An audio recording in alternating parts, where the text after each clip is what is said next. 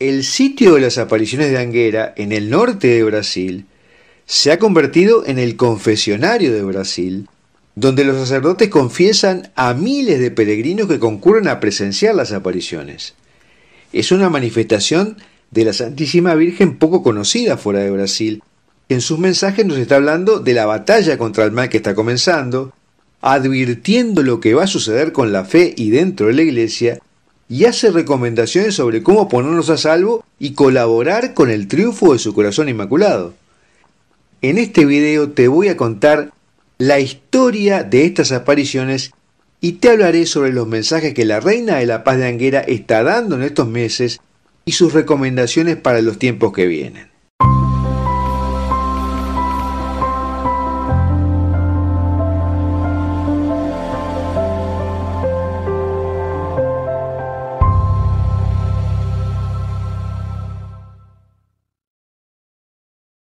El del noreste de Brasil, en el estado de Bahía, en la diócesis de Feira de Santana, en Anguera, un lugar que es insignificante en Brasil, se está apareciendo la Reina de la Paz de Anguera desde el año 1987 a un hombre llamado Pedro Regis, en la hacienda Nueva Malhada, donde la familia cultiva maíz y mandioca. Pedro tiene 14 hermanos. El anterior obispo había nombrado una comisión investigadora de las apariciones que no se expidió, y el obispo actual, Monseñor Zanoni, ha ido varias veces al lugar de las apariciones, ha bendecido a los peregrinos y permite que sus sacerdotes vayan al lugar de las apariciones a confesar a los peregrinos, porque a lo largo de los años Anguera se ha transformado en el gran confesionario de Brasil. Allí arriban miles de peregrinos que se confiesan, rezan, meditan, agradecen y piden a Dios. Y son innumerables los informes de curas milagrosas, conversiones y sucesos milagrosos. Incluso la investigadora italiana Annarita Magri ha escrito un libro sobre las apariciones cuyo título es Anguera tiene razón. Estas apariciones se definen como un llamado urgente del cielo. Y sus mensajes llaman a orar y mantenerse firmes ante los eventos que sucederán en el futuro. Hablan de la confusión y persecución que vendrá, de la necesidad de dedicar la vida a Dios, de mantenerse firmes y fieles al verdadero magisterio de la Iglesia, y de la necesidad de oración, Eucaristía y leer las Escrituras. Los mensajes de esta aparición son muy frecuentes como han sido los de Medjugorje, y no contienen nada incompatible con las enseñanzas de la Iglesia. Y dos hechos excepcionales son que Pedro recibió de la Virgen 5 secretos que no han sido revelados, y que el 2 de noviembre de 1991, cuando Nuestra Señora le dictó el mensaje número 458, más de 8.000 peregrinos vieron como Pedro escribió de rodillas 130 hojas en papel oficio durante 2 horas y media. Y luego leyó el mensaje a los presentes, como sucede en todos los mensajes que recibe. ¿Cómo comenzaron estas apariciones? A los 14 años Pedro tuvo un sueño con el niño Jesús que luego sería confirmado por Nuestra Señora como un adelanto de lo que vendría. A los 17 años le comenzaron a dar desmayos y un día cuando regresaba del colegio, medio atontado por el desmayo, se le apareció una hermosa dama con un vestido blanco e infinita luminosidad, y lo alzó diciendo, «Te voy a levantar». Y a los pocos días se le apareció en su casa. Sus hermanas veían que él hablaba mirando un punto fijo en la habitación, pero no veían a nadie. Nuestra Señora le recomendó un sacerdote para que lo guiara, don Hermenegildo de Castorano, y pidió a la familia que rezara el rosario todos los días y le confió el primer secreto. Y 2 días después, mientras la familia rezaba el rosario al anochecer, Pedro oyó una voz que lo llamaba desde afuera y una gran luz lo guió hacia lo que sería a partir de ese momento el lugar de las apariciones. Incluso una de sus hermanas llegó a ver el rayo. Y entonces Nuestra Señora le dijo que quedaría curado de los desmayos porque habían sido una preparación para las apariciones y le agregó, «No tengáis miedo. Yo soy la madre de Jesús y estoy aquí porque preciso de ti para ayudar a mis pobres hijos que necesitan mi auxilio». Además le pidió que hiciera una cruz de madera y la colocara en ese lugar mismo. Ella se le presenta a Pedro como una mujer de unos 20 años, cabellos negros y ojos azules, un color de piel que dice Pedro no hay nada parecido en la tierra, y posee una extraordinaria belleza y una dulce voz que muestra humildad y amor al hablar en portugués. Aparece casi siempre vestida de blanco y a veces con un manto azul, descalza y flotando a unos 30 centímetros del suelo, envuelta en una luz intensa. En cada aparición, ella bendice a todos los presentes y a los objetos que son colocados al pie de la cruz o presentados en el momento que Pedro eleva el rosario que tiene en la mano. Hemos realizado un análisis de los mensajes de los últimos 3 meses, pero en el sitio web se pueden encontrar los mensajes en español desde 1987. El link te lo dejo en la descripción de este video en YouTube. ¿Y qué es lo que dice Nuestra Señora en los mensajes? Ella dice que la humanidad se alejó del Creador y camina hacia la destrucción, que vive en un tiempo peor que en el diluvio de Noé, y ha llegado el momento en que regrese a Dios, y Dios tiene prisa de que eso suceda así. Este alejamiento de Dios ha sido causado por el humo que el demonio esparció en todas partes. Además habla sobre la confusión que reina. Dice que la humanidad se dirige hacia un futuro de dudas e incertidumbres, donde la gran confusión se esparcirá por todos lados, y que los lobos disfrazados de corderos mostrarán por sus acciones que en efecto son lobos, y muchos serán engañados y perderán la fe. Recomienda que tenemos que abrir nuestros corazones, pues sólo así seremos capaces de separar la paja del trigo, la mentira de la verdad. Solo buscando la luz de Dios no seremos llevados al fango de las falsas doctrinas. Pide mantener encendida la llama de la fe, confiar en Jesús y no permitir que el demonio venza. Y varias veces repite: suceda lo que suceda, no os alejéis de la verdad, porque llegará un tiempo en que la verdad estará presente en pocos corazones. Y por eso pide testimoniar la fe. Dice además que la discordia estará presente en la casa de Dios, y los consagrados estarán en guerra. Muchos serán contaminados y abandonarán la verdadera fe, y pocos quedarán como defensores de la verdad. Habla con pesar de las tinieblas que caerán sobre la iglesia, y que habrá traidores que abandonarán la verdad y confundirán a muchos. Llama a que nos quedemos con el verdadero magisterio de la iglesia para no ser arrastrados por las falsas doctrinas, y advierte que sucederá un hecho asombroso en la casa de Dios que removerá la fe de muchos. También llama a defender la Eucaristía, que denomina el gran tesoro de la iglesia, y llega a decir: vais hacia una gran guerra, y solo por la fuerza de la Eucaristía podéis alcanzar la victoria. También anuncia que los enemigos negarán la existencia del purgatorio, pero dice que el purgatorio existe y muchas almas sufren en él por la falta de oración. Define este tiempo como un tiempo de dolores, pero ha llegado el momento de nuestro regreso a Dios, de la salvación y de la paz.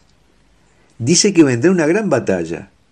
Un ejército furioso actuará en contra del pueblo de Dios, pero solo con la fuerza de la oración podemos soportar las pruebas. Los enemigos tienen la apariencia de buenos, pero en verdad son lobos destructores. Y promete: dadme vuestras manos y os conduciré a la gran victoria. Valor, vosotros no estáis solos. Mi Jesús camina con vosotros. Adelante sin miedo. Y recomienda que, siendo mansos y humildes de corazón, sólo así podremos contribuir para el triunfo definitivo de su inmaculado corazón. Los mensajes hablan constantemente de rezar el rosario, leer las Sagradas Escrituras y ampararse en las enseñanzas del verdadero magisterio de la Iglesia. Una frase típica es: doblad vuestras rodillas en oración. Solo por la fuerza de la oración podéis alcanzar la victoria. Y otra frase es: no os olvidéis, en las manos el Santo Rosario y las Sagradas Escrituras, en el corazón el amor a la verdad. También nos advierte que los enemigos de Dios avanzarán, pero que la victoria vendrá de los que aman y defienden la verdad.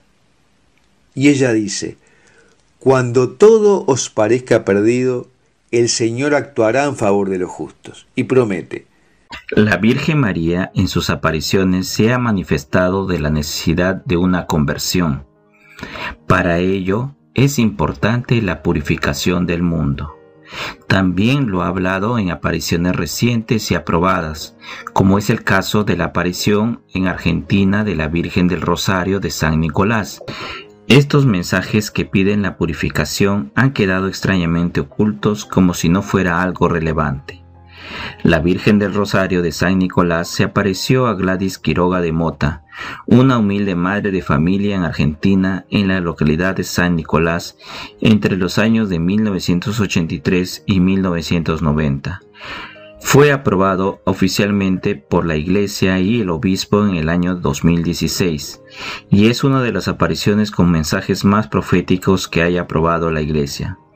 Pero sin embargo, los mensajes proféticos no han tenido la relevancia que han tenido los mensajes solamente devocionales. Nuestra Señora le dijo a Gladys que la humanidad está en momentos muy dramáticos. Gladys Mota recibió 1804 mensajes de Nuestra Señora y 68 mensajes de Jesús, y en ellos les mencionaban pasajes de la Escritura para que los leyera. Lo sorprendente de estos mensajes oficiales es que fueron el 13 de octubre de 1983, justo cuando se recuerda el milagro del sol en Fátima, y también el 11 de febrero de 1990, donde se recuerda la fiesta de Nuestra Señora de Lourdes, todo lo cual es un signo providencial. Los mensajes que recibió Gladys le fueron dados para predicar la necesidad. Los hombres a través de los cuales Dios nos habla son ante todo los profetas. Es profeta quien habla de Dios y en nombre de Dios. Él dirige su palabra a su pueblo por medio de hombres y mujeres del pueblo. Los llama, los arranca de su tierra, les entrega la palabra, pone el mensaje en su boca y los lanza al mundo y a la historia de los hombres para que sean mensajeros de la palabra de Dios. Toda su vida, sin condiciones, queda ya a disposición de Dios. Lo hizo ayer y lo hace hoy. El pueblo de Dios sigue siendo un pueblo de profetas. El gran aviso que Dios dará a la humanidad para que regresen a Él, como sabemos, es algo que ha sido profetizado por santos y místicos a través de los siglos. Y en la medida que los seres humanos se separen cada vez más de Dios, de sus preceptos, llegarán tribulaciones. Muchos ven más de cerca que eso ocurra pronto. Hoy vamos a hablar de las visiones que dice haber tenido el místico Padre Michel Rodriguet, sobre cómo el Señor cuidará de los cristianos durante la época posterior a la iluminación de las conciencias. En un video anterior dijimos que el místico canadiense Padre Michel Rodriguet sostiene que luego del gran aviso Dios dará 6 semanas y media de discernimiento al mundo para que se acoja a su llamado. En las 6 semanas y media posteriores a los 15 minutos de iluminación de la conciencia, se nos dará un gran regalo a todos según el Padre Michel. El Señor calmará nuestras pasiones y apaciguará nuestros deseos. Nos sanará de la distorsión de nuestros sentidos y sentiremos que todo nuestro cuerpo está en armonía con Él. En realidad es un nuevo Pentecostés. En estas 6 semanas y media, el maligno tendrá prohibido actuar, dice el Padre Michel, pero luego de este lapso se pondrá más furioso, porque hubo cantidad de personas que se convirtieron a Cristo, y entonces es cuando lanzará una ofensiva radical a través de la consolidación del nuevo orden mundial, la promoción del anticristo, que ahora tendrá visibilidad mundial, la implantación de la marca, sin la cual nadie podrá comprar y vender, que es lo que habitualmente se llama marca de la bestia, y el reclutamiento de grupos que perseguirán a los cristianos. Y la pregunta es, ¿y cómo Dios tiene previsto protegernos a los cristianos? El padre Mitchell dice que el Señor ha preparado diferentes refugios en todo el mundo para acoger al pueblo de Dios. Incluso ha dicho que se le ha mostrado la red de refugios que ya existe. En un mensaje, Dios Padre le dijo: Mitchell, el diablo piensa que tiene una gran red de internet, pero lo que no sabe, ¿qué es en realidad una red real? Y entonces le mostró: mira ahora y observa la red del Espíritu Santo. Y es cuando le mostró los refugios de todo el mundo, en un mapa con puntos de luz que el padre Mitchell calificó de asombroso. ¿Y qué es un refugio?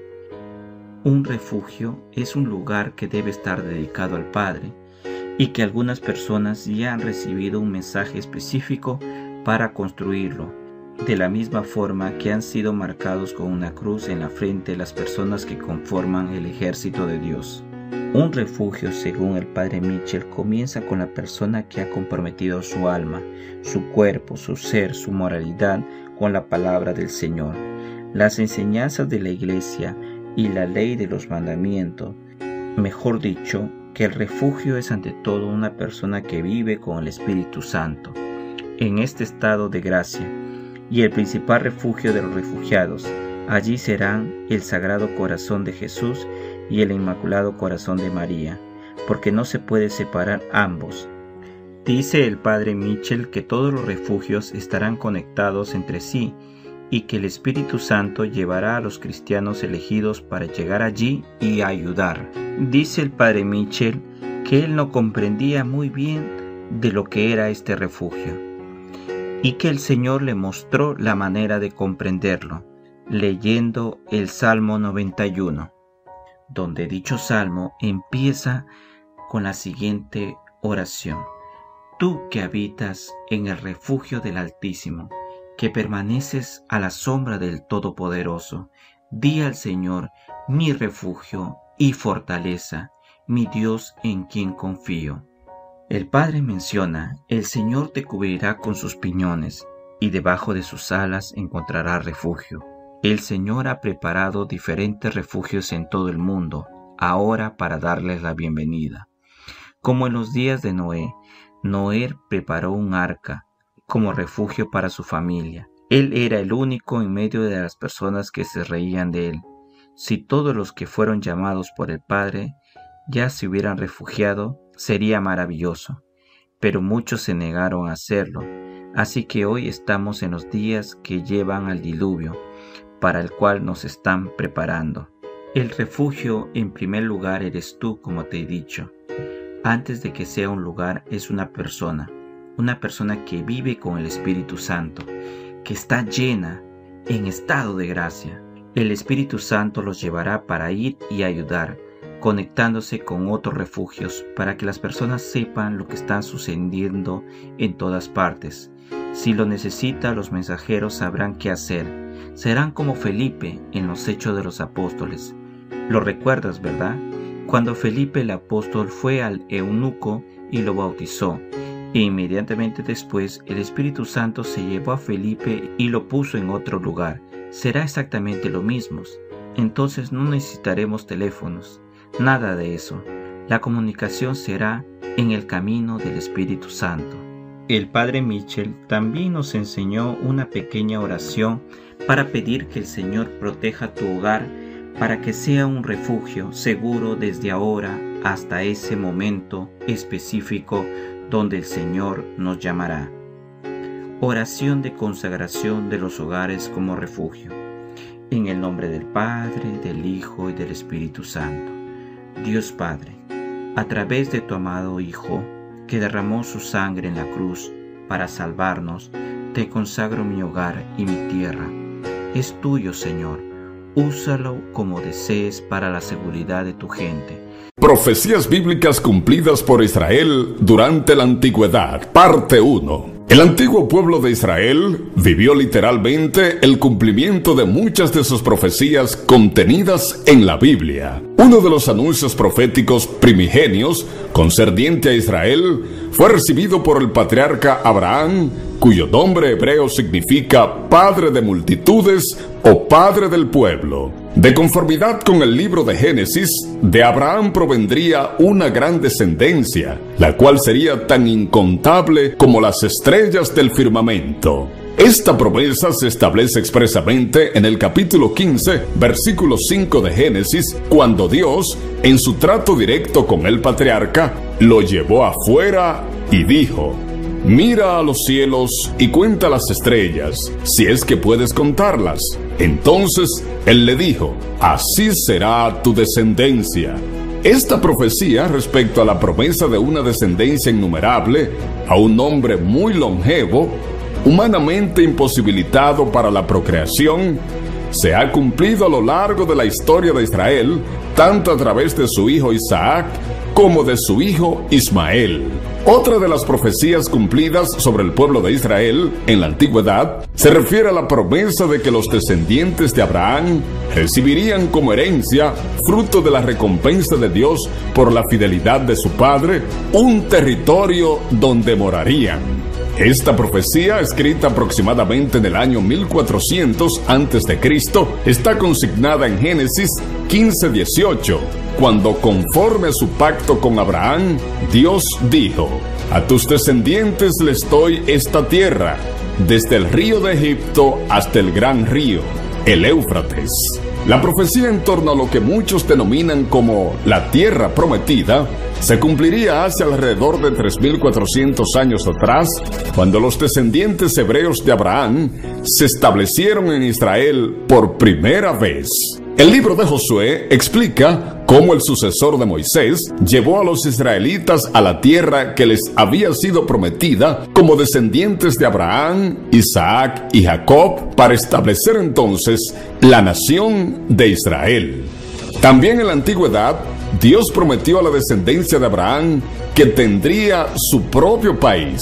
Esta profecía, escrita alrededor del año 1400 a.C., tuvo su cumplimiento hace aproximadamente 3400 años atrás.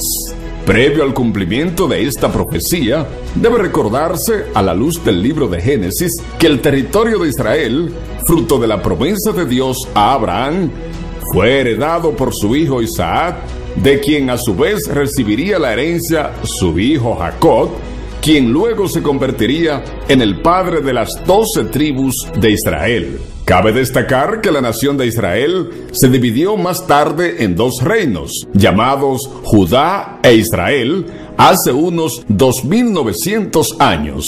El reino de Israel perdió su independencia tras ser conquistado por Asiria hace unos 2700 años, mientras Judá sucumbiría ante Babilonia aproximadamente 2600 años antes de Cristo. Igualmente habrá de precisarse que alrededor de 2000 años atrás, los romanos dispersaron a los judíos, israelitas o hebreos, por todo el Imperio Romano, siendo a finales del año 1800 cuando se registra el retorno masivo de judíos desde distintas latitudes del mundo a su tierra de Israel, con lo que se reafirma nueva vez el cumplimiento de la profecía bíblica concerniente a la promesa de Dios para el patriarca Abraham. Es oportuno resaltar que en la antigüedad, a Dios le plujo reafirmar su promesa a Abraham a partir del anuncio profético recibido por su nieto Jacob, establecido en Génesis 35, versos del 9 al 12, que refieren: después de que Jacob regresó de Padan Aram, Dios se le apareció de nuevo y lo bendijo. Dios le dijo: tu nombre es Jacob, pero ya no serás llamado Jacob, tu nombre será Israel. Entonces lo llamó Israel. Y Dios le dijo: yo soy Dios Todopoderoso, sé fructífero y aumenta en número. Una nación y una comunidad de naciones vendrán de ti, y reyes vendrán de tu cuerpo. La tierra que le di a Abraham e Isaac, también te la doy, y daré esta tierra a tus descendientes después de ti. Esta profecía alcanzó su cumplimiento cuando los descendientes de Jacob reclamaron la tierra de Israel como su país aproximadamente 3.400 años atrás. Tiempo después, Israel sería conquistado por otras naciones, razón por la cual el pueblo se vio obligado a abandonar su territorio. Sin embargo, vale destacar que ya en el siglo XX se verifica el regreso de un gran número de judíos a su territorio, lo que propiciaría entonces el restablecimiento de la independencia como Estado moderno de Israel en el año 1948. Profecías bíblicas cumplidas en el Israel moderno. Segunda parte.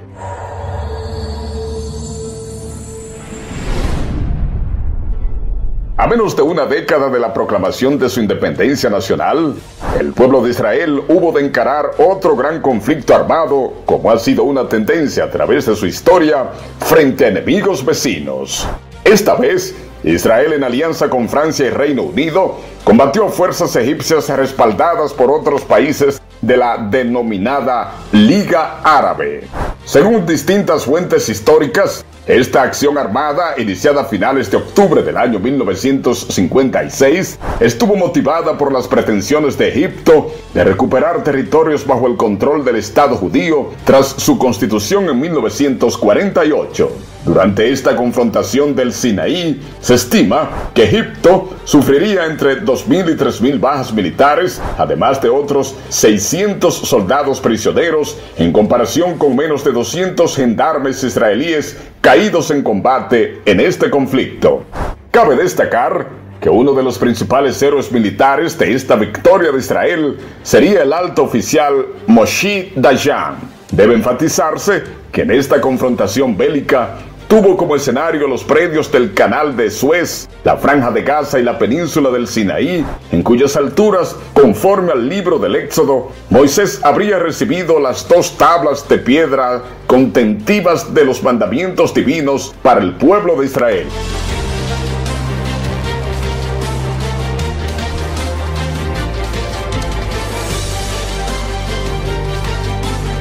A pesar del cese al fuego, gracias a la mediación de organismos internacionales y grandes potencias mundiales, en el año 1956, 11 años después, en 1967, tendría lugar un nuevo conflicto armado entre Israel y varios países del cercano Oriente. En esta ocasión, los descendientes de Jacob habrían de resistir el empuje militar de una alianza conformada por Egipto, Siria y Jordania.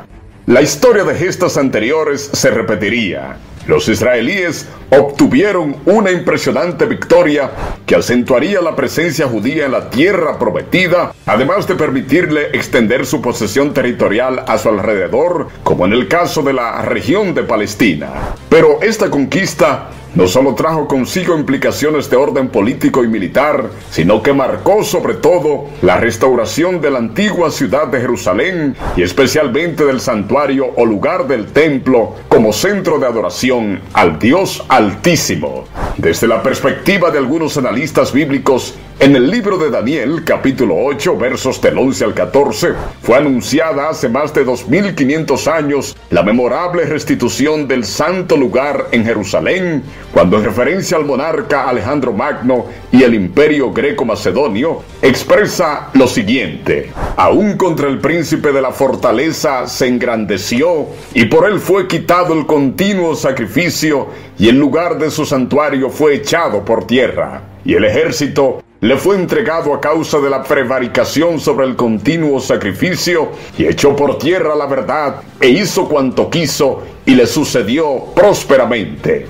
Y oí un santo que hablaba, y otro de los santos dijo a aquel que hablaba: ¿hasta cuándo durará la visión del continuo sacrificio y la prevaricación asoladora que pone el santuario y el ejército para ser hollados? Y él me dijo: hasta 2300 días de la tarde y mañana, y el santuario será purificado. A consideración de algunos estudiosos del tema, esta profecía de Daniel hace alusión a la influencia que pudo ejercer durante mucho tiempo la cultura helénica sobre el pueblo de Israel, específicamente en el orden religioso, que sin embargo quedaría al margen justo al momento de la restauración del lugar del Templo de Jerusalén, como uno de los resultados favorables de la gesta de los 6 días de 1967.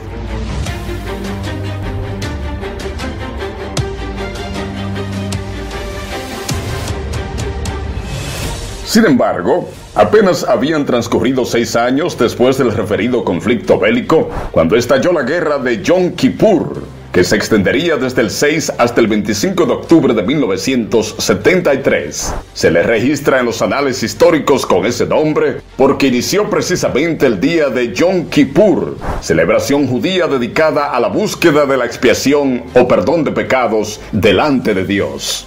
Fue en el marco de ese ambiente de recogimiento espiritual de los judíos que Egipto y Siria lanzaron su ataque contra Israel. De conformidad con diversos tratadistas de la materia, este conflicto armado con el que las naciones árabes preindicadas procuraban recuperar la península de Sinaí y los altos del Golán, al igual que otras conflagraciones anteriores, se inscribía dentro de los planes de destrucción de la nación de Israel. Es oportuno enfatizar que a pesar de que la embestida militar tomara por sorpresa a los judíos, Israel puso en marcha una contraofensiva armada a partir del 10 de octubre que comenzaría a marcar la pauta para que los descendientes de Jacob volvieran a entonar cantos de victoria frente a sus enemigos.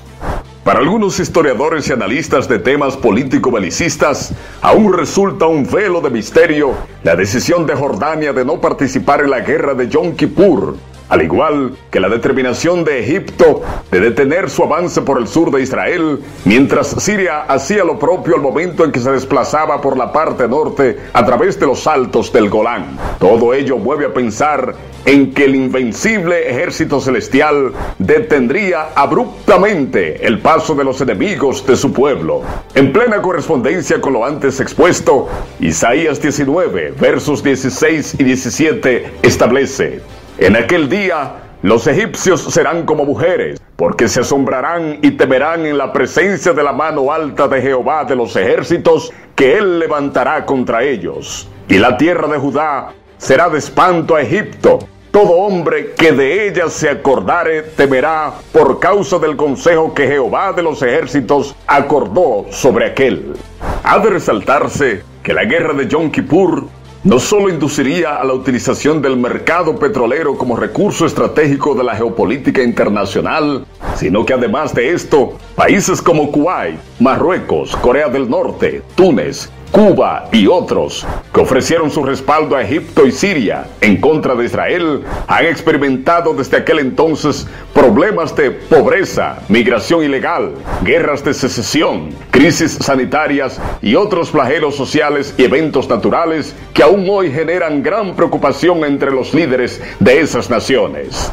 Parecería en consecuencia que en la realidad de aquellos pueblos que han enfrentado a Israel en la contemporaneidad, al igual que en la antigüedad, se cumple la promesa divina, consignada en Génesis 12, verso 3, cuando refiere: bendeciré a los que te bendigan y al que te maldiga, maldeciré. En fin de cuentas, es indiscutible de que en cada una de estas contiendas bélicas del Israel moderno, Dios ha mostrado la fidelidad a su pueblo y por consecuencia su ira implacable contra los enemigos de Israel.